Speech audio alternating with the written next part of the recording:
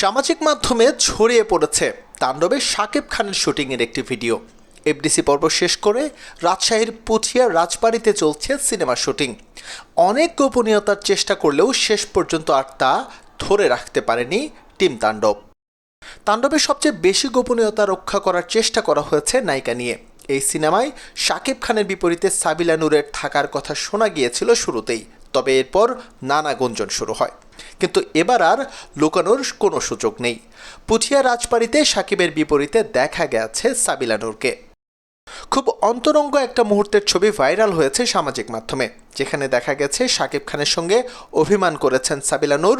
পরক্ষণে আবার দেখা যায় অভিমান ভেঙে সাবিলা নূরকে বুকে জড়িয়ে নিয়েছেন দ্য মেগাস্টার।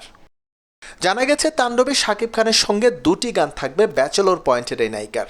ভরপুর অ্যাকশনের এই সিনেমায় থাকবে রোমান্টিক অংশও, আর সেটা ফুটিয়ে তোলার চ্যালেঞ্জ এখন সাবিলা নূরের সামনে।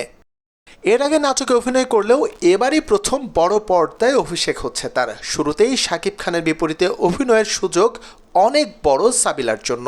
এখন দেখা যাক পর্দায় নিজেকে ঠিক কিভাবে উপস্থাপন করেন তিনি। আসছে কোরবানি ঈদে মুক্তি পাবে রায়হান রাফির বিগ বাজেটের এই সিনেমা।